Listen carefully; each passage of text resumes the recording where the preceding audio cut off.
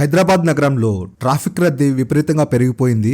ముఖ్యంగా ప్రధాన కూడలో అయితే జనం నరకం చూస్తున్నారు. సో రీసెంట్గా సీఎం రేవంత్ రెడ్డి ఈ ట్రాఫిక్ పైన కొన్ని ఆదేశాలు అయితే జారీ చేశారంట. అవేంటంటే ఈ రద్దీగా ఉండే ప్రాంతాల్లో కొత్తగా ఫ్లైఓవర్స్, అండర్ పాస్లు, టన్నెళ్లు నిర్మించాలని అనుకుంటున్నారంట. సో ఈ నేపథ్యంలో హైదరాబాద్లో కొత్తగా 5 టన్నెళ్లు నిర్మించేందుకు జేహెచ్ఎంసీ రెడీ అయింది. సో ఈ టన్నెల్ నిర్మాణాలపై డిపిఆర్ ఇచ్చేందుకు టెండర్లు కూడా ఆహ్వానించారంట. సో ఈ టన్నెల్ నిర్మించడానికి టన్నెల్ బోరింగ్ మిషన్లను వాడతారు. ఈ 5 టన్నెళ్లు ఏ ప్రాంతాల్లో నిర్మిస్తారంటే ITC Kohinoor, Wipro circle via Kajiguda, Nanakramguda వరకు ఓ టన్నెల్ నిర్మిస్తారు. అండ్ రెండవది ITC Kohinoor JNTU via Mind Space వరకు మరో టన్నెల్ నిర్మిస్తారు. మూడవది ITC Kohinoor Banjara Hills road number 10 via Jubilee Hills road number 45 వరకు మూడో tunnel నిర్మించబోతున్నారు.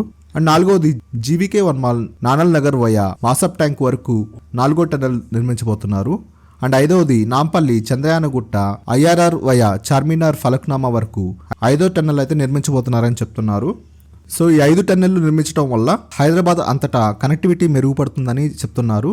So latest tunnelling technology ఉపయోగించి ఈ టన్నెల్ నిర్మాణం చేపడతామని జిహెచ్ఎంసీ అధికారులు అయితే చెప్తున్నారు.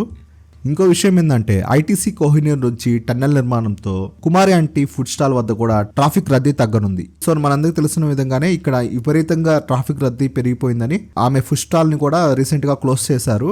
సో ఇలా ఆమె ఫుడ్ స్టాల్ క్లోజ్ చేయడం వల్ల మన కుమారి ఆంటీ ఎలా ఫైట్ చేస్తుందో మనందరికీ తెలుసు. సోషల్ మీడియా వేదికగా ఆమె ఆవేదన వ్యక్తం చేయడంతో డైరెక్ట్గా సీఎంఓ నుంచే కీలక ఆదేశాలు వచ్చాయి. మన సీఎం రేవంత్ రెడ్డి ఆమె ఫుడ్ స్టాల్ని తిరిగి ఓపెన్ చేయించారు. తాజాగా ఇక్కడ టన్నెల్ నిర్మిస్తారని చెప్పడంతో కుమారాంటి కోసమే రేవంత్ రెడ్డి అక్కడ టన్నెల్ నిర్మిస్తారని నెటిజన్లు కామెంట్స్ కూడా చేస్తున్నారు. సో ఇదండి, హైదరాబాద్లో చాలా వరకు ట్రాఫిక్ ఇదే తగ్గుతుంది. ఇంకా హైదరాబాద్లో కనెక్టివిటీ కూడా మెరుగుపడుతుందని మనం చెప్పుకోవచ్చు. మీకు వీడియో నచ్చినట్లయితే ప్లీజ్ వీడియోకి లైక్ చేయండి. మీరు ఈ ఛానల్ ఫస్ట్ టైం చూస్తున్నట్లయితే ప్లీజ్ ఛానల్ని సబ్స్క్రైబ్ చేసుకోండి. Thanks for watching this video.